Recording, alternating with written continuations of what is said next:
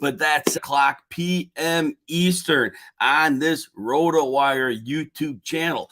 Join me for a comprehensive breakdown of all three of the Thanksgiving Day games. I'm going to get you set up every edge I possibly could find for your redraft lineups, your DraftKings, FanDuel, your sports betting picks. I'll break these games out, try to go through some coaching ideas as to how I think these games will be game planned out and how I think the matchups will have advantages and disadvantages. Excited about this show. Get all three games. So join me for that. Also, don't forget on Sundays, if you're not joining me for the live stream Q&A, I answer your fantasy football questions. I give you the why. I let you make the decision, but I give you everything I know about the players' situations so that you can make that optimal decision on lineup day. So that'll be Sunday, 2 hours before kickoff. No more London games. It'll be every Sunday going forward.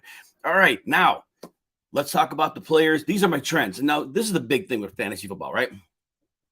I break down these trends every single week. I go back, take a fresh look at it over and over and over. I watch the tape of the games, and then I look at the trends. And if you're not reimagining this every week, taking a 3-week trend and trying to get the fresh picture of a player, we sometimes miss out. We can't have what we call take lock. We can't have an idea on a player in August and necessarily have that same opinion on a player in November. Sometimes it's fine. Certainly we could say, oh, okay, well, we think that Patrick Mahomes is great in August and he's great in November. And yes, that is true. But most players, there are changes. Let's start with Najee Harris. So Najee Harris going into the season, there were people that were completely out on him. There were some people that were in on him, but there were varied camps of thought. And obviously through week 9, he was a very poor fantasy option. He was losing work to Jaylen Warren, who wasn't getting the catches, certainly not finding the goal line much. But the last 2 weeks, something changed. He has 20 carries in each game. He has 99 and 90 yards. And last week, he added 2 touchdowns and 6 targets. Now, Jaylen Warren leaves that game early with a hamstring injury. But now with Najee Harris having 2 straight very good weeks, and we're almost 5 yards a carry 1 week or 4.5 the other, I think at this point, the coaching staff is going to need to roll with him because this is closer to what we expected if we had the optimistic view of Najee Harris.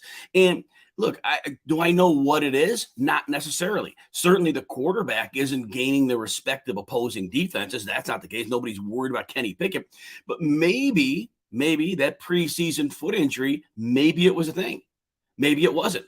But he looks like a different player right now. So right now, optimistic view on Najee Harris if he hasn't tanked your season already. But I think you definitely can look forward and go with him. And, maybe the person who rosters him in your redraft leagues maybe isn't convinced of these 2 weeks, and it might be a player you might be able to buy in on because somebody might be thinking, oh, good, I can get rid of him. He had a couple decent games. Maybe you knock on the door and see if you can get help there. But I think right now you're framing Harris as at least a very strong RB2. But I think if he's going to continue to get 20 carries, he's automatically in that, that top 10 to 14 range because that kind of volume, not a lot of running backs are getting that right now. All right. Antonio Gibson has definitely the arrow going up right now. And so basically he has 3 targets in each of the last 3 games. And we know J.D. McKissick is done for the year. And so now Gibson will retain that pass receiving role. And Washington has played very good football, but there are going to be games they trail.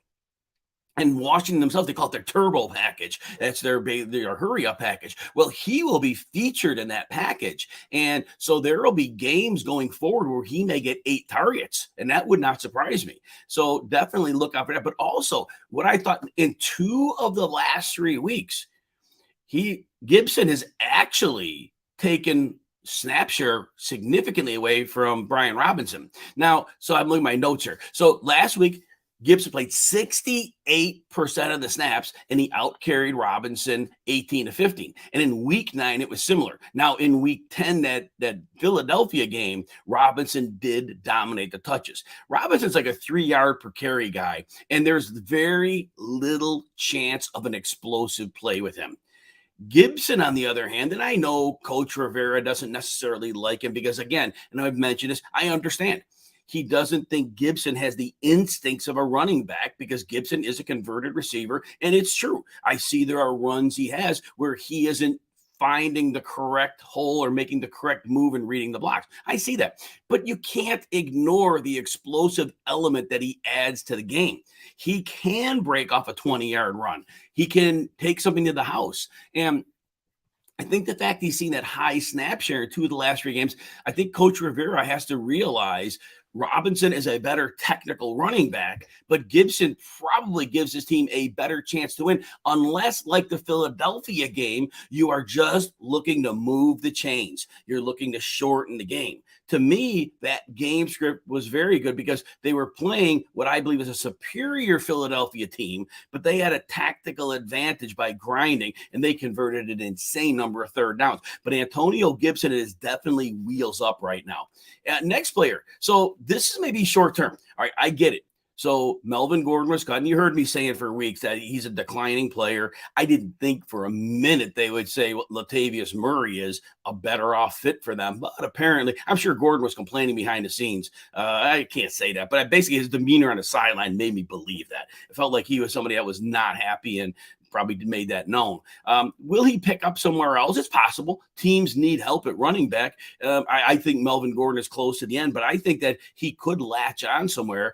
So if you are rostering him in fantasy, don't cut him immediately because he could end up in an advantageous place, or there could be an injury. He could end up somewhere. So just be ready for that. Now, so Latavius Murray takes over. And I've been saying Latavius Murray's been washed up for a couple of years. And I liked him when he was actually beginning to age. I was one of the people that was saying, I remember somebody saying he was some ham and egger back. I'm like, no. Latavius Murray was a very good back, but he's well past his prime. Well, he's about 3 yards a carry. It's like 40 carries for 119 yards in the last 3 games. So basically it's 3 yards in a cloud of dust, and that's it. Now he does have 8 catches for 59 yards in those 3 games. So he is getting you PPR points, and he scored a touchdown. So right now, you are using Latavius Murray if you need him as a volume-based running back too, and you're not feeling bad about that. But I have to think, and this is a player that I probably have a higher opinion on than most. But I know Marlon Mack was on their practice, but he's elevated now. He'll be the backup this week. But next week, week 13, Mike Boone is eligible to return. Now, I don't know what the Broncos' current coaching staff thinks of Mike Boone, but I know they aggressively sought him out last year in free agency, and then they drafted Javonte Williams, and they had Melvin Gordon, and then that was kind of it for Boone. And then Boone may have started to get a chance about a month ago, and then he had the high ankle sprain. Assuming he comes back healthy, I have to think that Denver gives him a chance. They have to get him in the lab to see what he has. They obviously see that Murray doesn't give them any juice. Clearly, Marlon Mack has been on 3 teams this year, so that isn't the solution. What do they have to lose by giving Mike Boone a chance? So we'll see what happens. I think that if you're in a deeper league, I think you stash Mike Boone because, again, he's not eligible to play in week 12, but if he's back in week 13, and I read a report on the RotoWire news page that he is likely to come back, I think you take that flyer if you're in a starved for running back league. Now, this is an interesting one. So we talk about Terrace Marshall, and he's not getting a lot of targets. But I want to frame this. So we talk about these 3-week trends, right? In the last 3 games, Terrace Marshall has 172 yards. Now, I know the one game, it basically got a late 43-yard catch, and that salvaged his day. But his 172 yards, it's 95 more yards than DJ Moore. DJ Moore has 77 yards in those 3 games.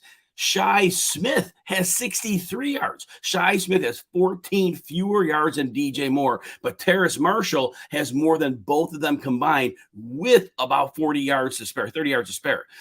So I'm not saying Terrace Marshall is just great fantasy play, but what I'm saying is he's getting it done And DJ Moore is not getting. Now, this is not a talent question. We think DJ Moore is one of the most talented players in the NFL. And if he was, imagine he was with Patrick Mahomes, oh my gosh, he would just be tearing the field up, right? He'd be like a 1,900-yard receiver. I overshoot that a little bit, but you get my point. DJ Moore would be a legit high-end superstar, right? But right now, you can't reasonably play DJ Moore. He had a couple games where it looked like there was a little bit of a bounce back, but right now we're kind of settled back in where we were early in the season. That's like 20, 30-yard games, and that's it. And if you're in a deep enough league where you're starting 3 flexes, 14 teams, and you're considering more one of those flexes, okay, you can live with that. But that offense isn't scoring points. There's no real upside there. So, excuse me a second. So anyway, DJ Moore is just tough. And this is about who to start, but Terrace Marshall is ahead of DJ Moore. If you had them both on a fantasy team right now, and what we've seen the last month, Terrace Marshall, is more productive than DJ Moore. All right, Darius Slayton. You know what? I thought Darius Slayton was a good player his first year out. And I remember the year after, he had a good season. It may have been like 800 yards. And I don't remember off the top of my head. It was something like 800 yards. And I thought he was a player on the rise. And I had aggressively drafted him in the 9th round the following year. And he completely did nothing. He wasn't even on the field. They basically said, no, we don't need you. And this year, kind of the same thing. And then all of a sudden, everybody's hurt or everybody stinks. And guess what? We got to put Darius Slayton in the game. Well, 66 to 95 yards in his last 3 games, 4, 6, and 10 targets. I know he had a long touchdown on a weird defense. I can't say it was a busted coverage. I can't say he was covered on the play. It was one of those plays I saw, and I couldn't even get my mind around what it was. It was a weird play, but nonetheless, take that play out. He's still been productive. I remember back to the Green Bay game. It was like they were overmatched, and he was like he was just like dominating, and they weren't covering him hard, but he gets open, and he's gotten open in his career. And I know he had some drops, but overall, when I watch him play, he's a good football player. And so I think you're viewing him, in that flex range.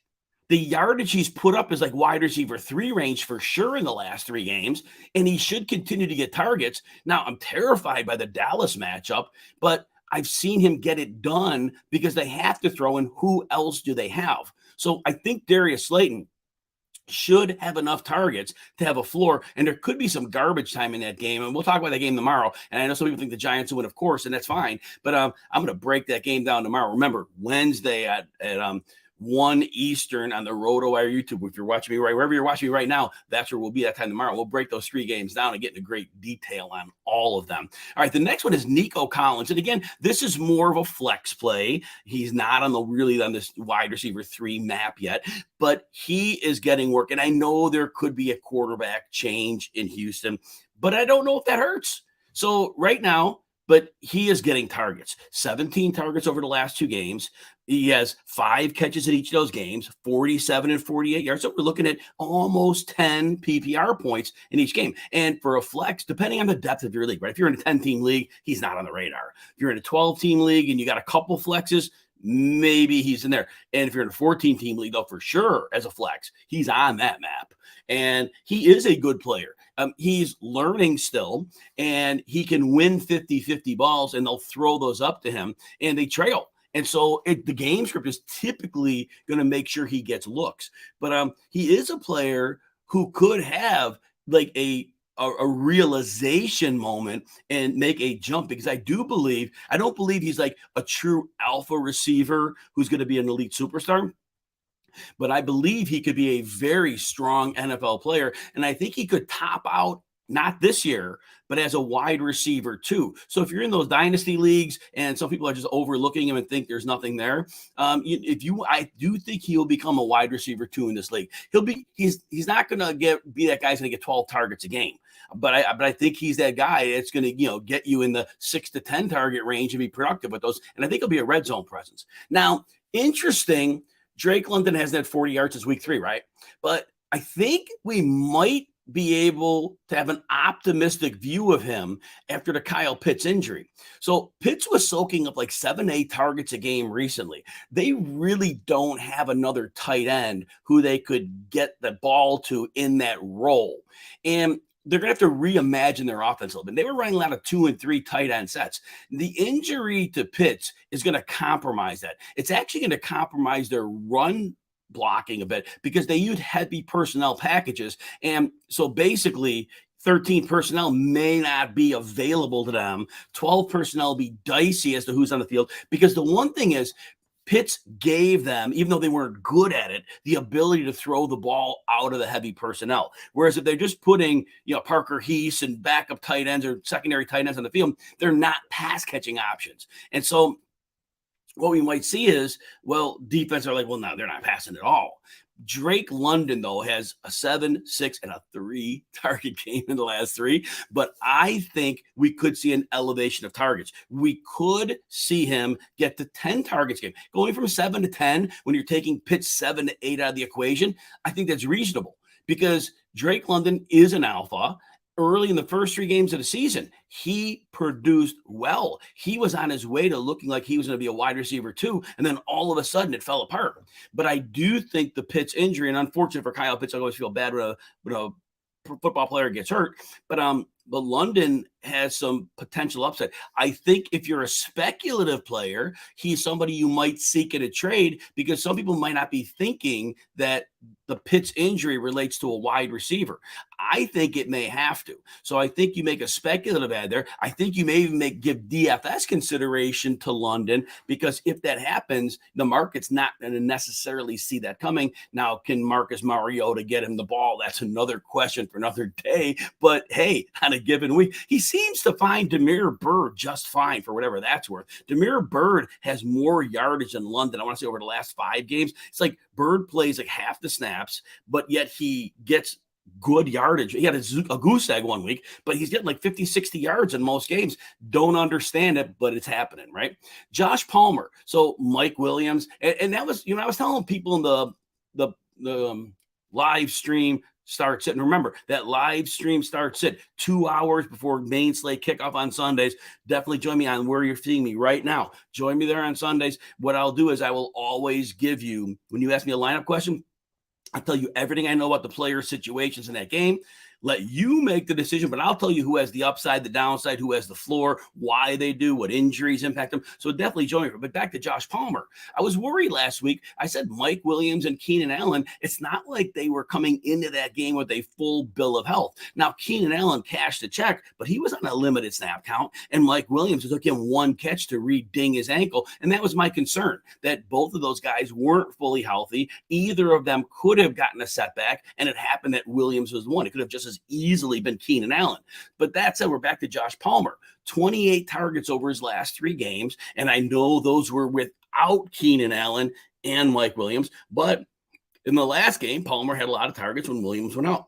I assume Williams is going to miss a little more time, and Palmer has 106 yards exactly in 2 of the last 3 games. And so I think he's a player right now they're going to have to throw. And, I think that you count on him. He's not obviously going to be a 100-yard player every week. But I think, again, we talk about this wide receiver 3 discussion. And if you don't have a viable option there, or, you trust Justin Herbert, right? That's the guy. Justin Herbert can get it done. Now, this next one's a bit of a stretch, and this is something, again, to think about. You're not going to put him in your lineup on blind faith. You're going to, just listen to the case. I know he's had a bad year, right? Robert Woods has 14 targets in the last 2 games. He had 2 catches for 10 yards, terrible. He had a 6 for 69 against Green Bay, usable. Now, he hasn't had any good games beside that, really. He's done nothing. But here's what I want you to think about.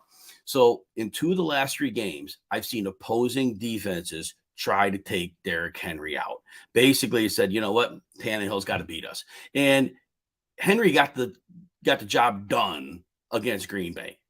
But 28 carries, was it for 80 yards? It was a low volume game. And then 2, and now my notes right in front of me on that, but Henry 3 games ago had a similar stat line where he had a bunch of carries and not many yards.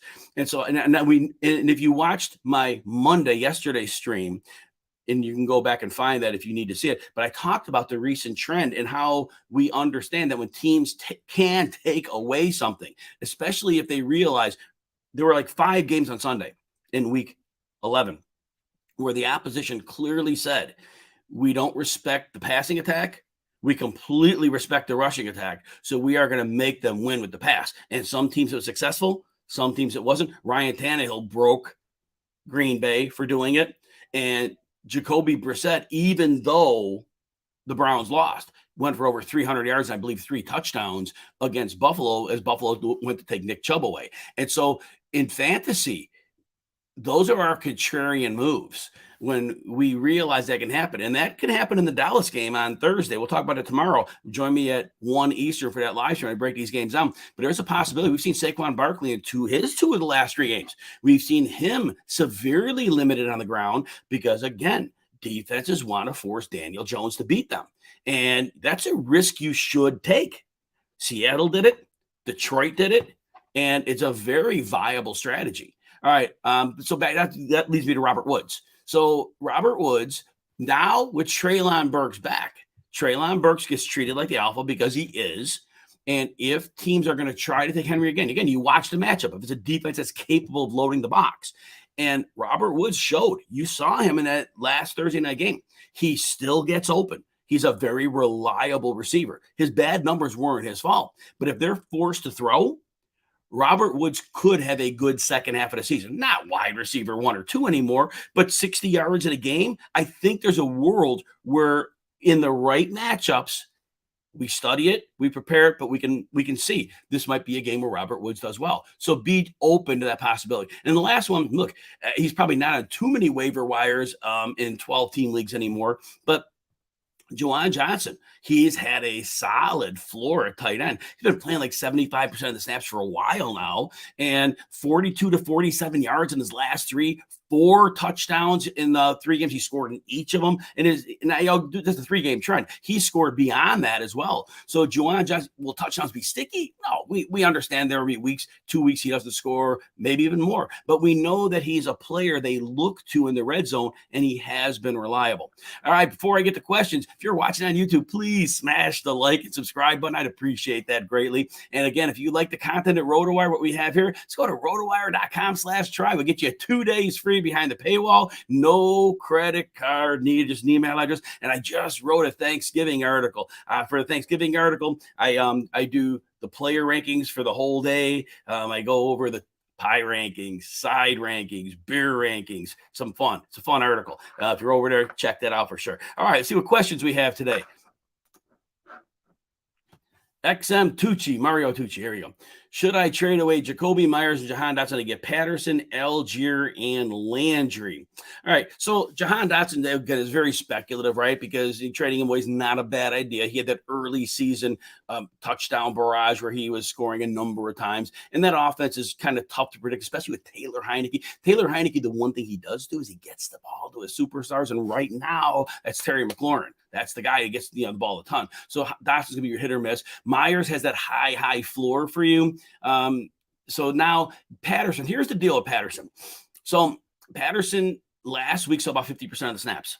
The prior 2 weeks, it was like 39, but he was coming back from injury. In that game against Carolina, I told people he's not getting many touches. It's a short week, and he had 5 touches, and everybody freaked out. I'm like, didn't you see that coming? A 30-year-old back. So anyway, but Patterson will get about 50% of the work. He'll get 10 to 15 touches a week. He has explosive ability to possibly score. But when you're getting that level of touches, you have a potential for a low floor, but it's a running back, right? Algier doesn't really move the needle a lot. He'll get you his 10 carries to 12 a game. He'll get you 35 to 60 yards, chance to score. Landry has 30 yards in 2 straight games. He did score in one of them. And overall, I just think he looks like an aging receiver. I think overall to get Patterson at running back, I think he makes that deal a good deal. I think that you get him in that mix. You got Mixon, Kamara already. You got Olave, Pittman, Myers, Slayton. I think if you could flex Patterson, you go with that. But I think otherwise, Slayton might be your wide receiver 3 right now. Because if you got to flex him, I would probably rather flex Patterson than Myers. Myers is stable, though. Myers is more stable. So if it's between him, but Patterson at least gives you, if Kamara gets hurt, then you got a running back. And you got to think about that for the playoffs. It's tough to get running backs. So that's why I do that one. Admiral Nita. Better stash. Goddard, Judy, OBJ. I do not think OBJ will be a factor until the NFL playoffs, not the fantasy football playoffs. I remember reading something from OBJ when he talked that he was hoping to be ready in mid-December. But that means now you're ready to get in the lineup. You're not a full snap share. You're looking 15, 20 snaps. Maybe you ramp it up by week 18 to 35, 40 snaps. And then maybe by the playoffs, you're running 55, 60 snaps, which is almost a full-time player, if you're even going to play that much, right? And so I do not think OBJ is going to be – he's going to be a problem if you have him on your fantasy team, because if he's going to be active, you're going to be compelled to start him, and I don't think he's going – it's going to take a while to work it. Remember with the Rams, they got him a couple of red zone looks. Matthew Stafford was great at that, but he was not really acclimated to that offense for like 6 weeks, I don't think. And he had a good game early. Like right away, they forced him the ball. They got him in. But that he's coming off an ACL now. He was fully healthy coming in last year. So just understand that. And then, so I think – so not to the other two. I think Goddard, I don't know how much time Goddard's going to miss, but Goddard gives you an equation at tight end. Jerry Jeudy, there's a lot of players that put up Jerry Jeudy numbers. Dallas Goedert, there aren't many tight ends that put up Dallas Goedert numbers. So I would stash Goddard. That's the one I would stash, because he could be your tight end one, unless you got Kelsey or Andrews. But he honestly, he was almost like right in the running with the tight end 3 overall. All right, jelly of the month. What flavor do we like? Yeah. All right. Wide receiver 3, PPR. Myers on Thanksgiving versus Minnesota. Wait to see if Hollywood Brown plays against the Chargers. Myers is your floor play. And Minnesota, see, I'm going to break this game down tomorrow, and I don't want to give away too much of the house. But what I will say is this. I think that there are a lot of teams that you attack over the middle. I think against Minnesota, I think this is a game. Minnesota stuffs the run, right? And I think this is a game where they're actually going to let Mac Jones take some shots to the perimeter. And Myers will still get some catches. I don't know how much upside Myers. I think they can really spread the ball out in this game. The offensive line should, in theory, hold up to the majority of Minnesota's pressure. Minnesota has a good high pressure rate near the top of the league. But I think with play action, I think they can get that going. So I think Myers is a good floor play. Hollywood Brown is a ceiling play. So if you can wait, and I think you do pivot that. I think that you have another player, you have Josh Palmer. So I think, Admiral, you're welcome.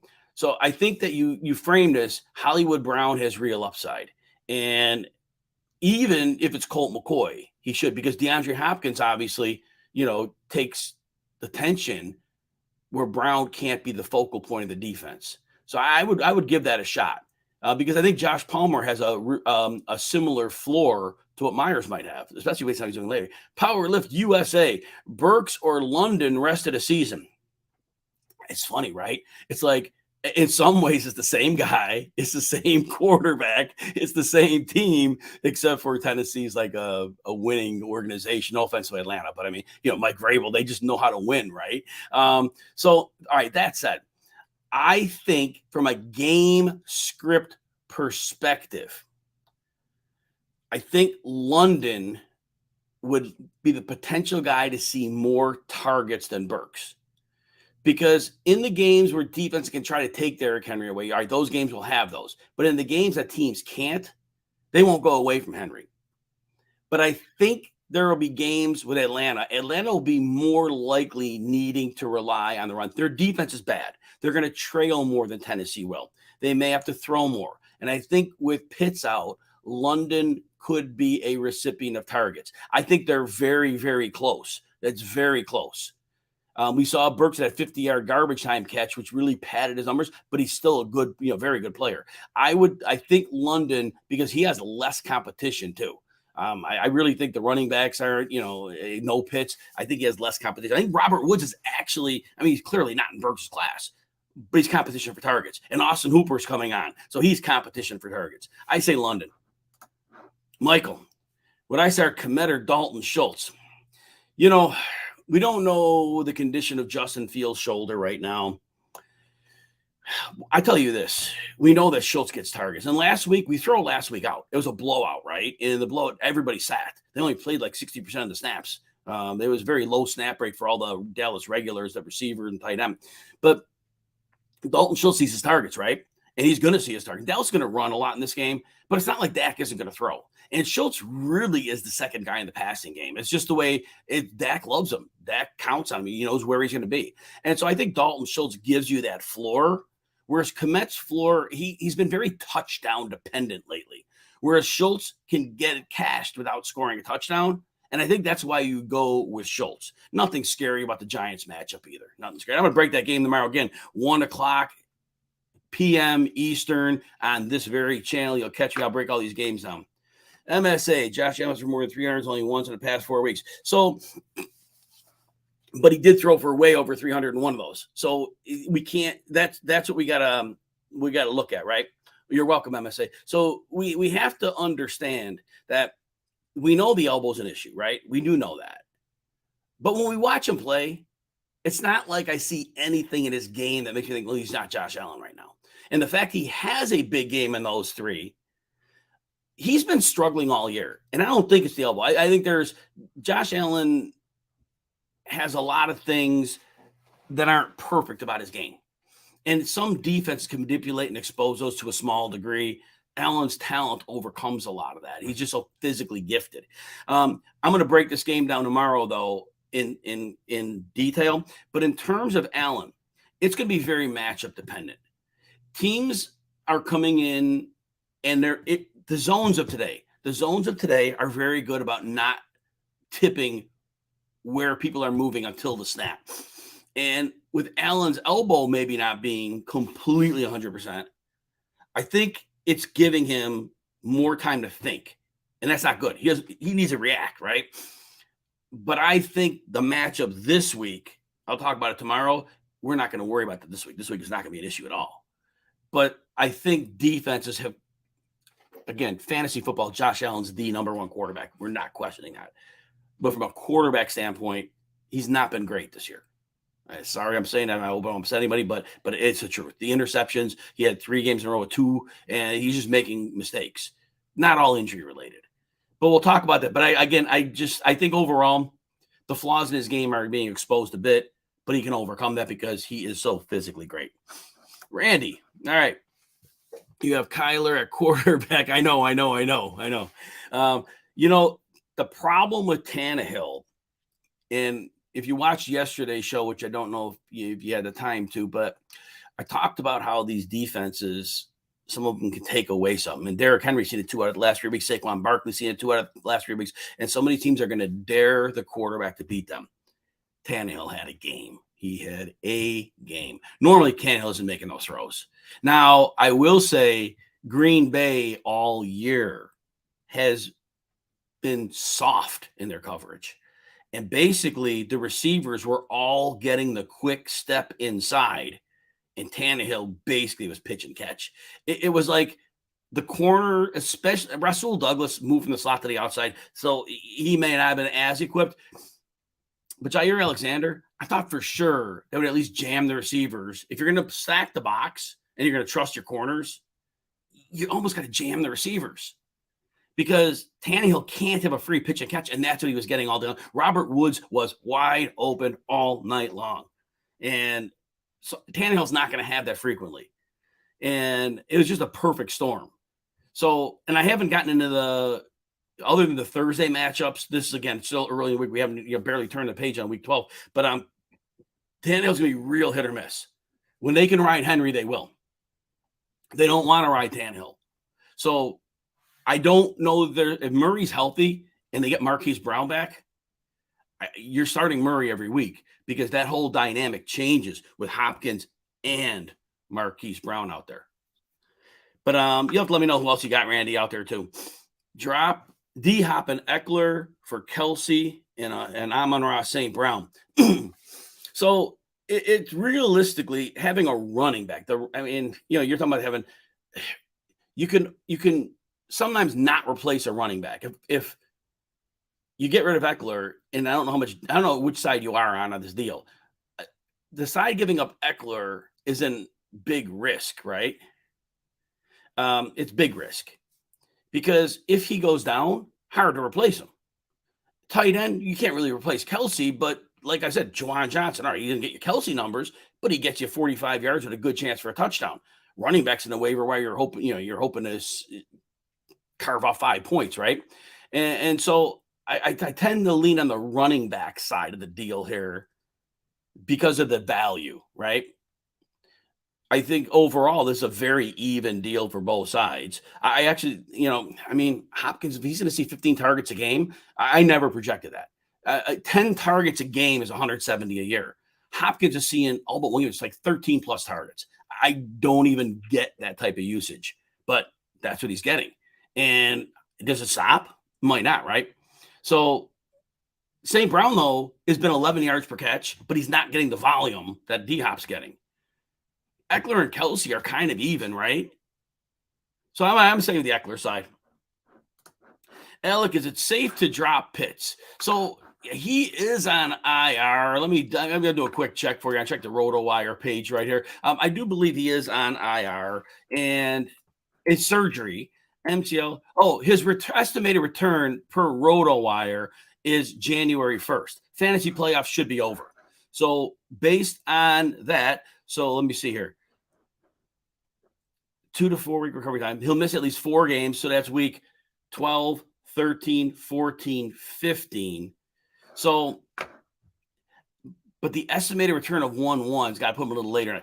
I would say, and because of the season he's had, I would say safe to drop him. But if you have like nobody at tight end, and if you need him for like the championship game, then that's something to consider. But otherwise, based on the RotoWire timeline of January 1st, I would say it's pretty safe to drop because you probably need the position. Robert, no word. It's too early in the week, unfortunately. It could, and I don't know if it's the wet field, and I don't know how significant the injury was. So we have to be cognizant of that. And then I want to put him back on a wet field. I don't know how bad the injury is, but usually when it's a Monday night injury, we're not finding out till Wednesday or Thursday, Wednesday for sure, if he's able to practice. So no word right now. Right now, I think you got to hang on to him because, my God, he's getting 8 to 10 targets a week, right? And Greg Dortch just took his role in at 100 yards. So that was Rondale Moore's game, basically, right? And Moore's obviously a better player.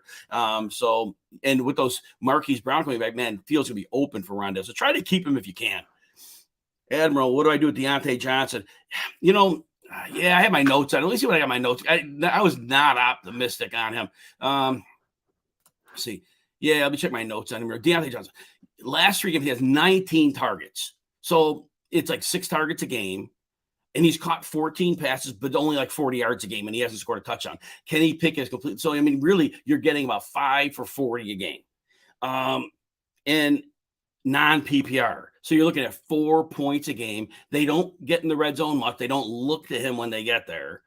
And they look to Freiermuth, or they'll look to 14 Pickens. But I think you could drop him. But again, who's on the streamer wire, right? Is it somebody that gets 40 yards a game? Because it's the same guy. He's getting volume. It's the one thing for Deontay is he's getting volume. That is kind of a lock. You're going to get 6+ targets a week. So if whoever's on the streamer wire isn't getting 6+ targets a week, then you probably don't want to do it. That's how you got to frame that, I think. All right. Looks like we are good. All right, everybody. Glad you hung with me. Happy Thanksgiving. Tomorrow, Wednesday, 1 p.m., this channel, I will break down all 3 of the Thanksgiving Day games. I'll get you set up for DFS, redraft, whatever it is, sports betting. I'll break those games down as best as I possibly can. And don't forget, if you like this content, please like, subscribe. Appreciate it. Admiral, you're welcome. Everybody, have a great day. We'll talk soon.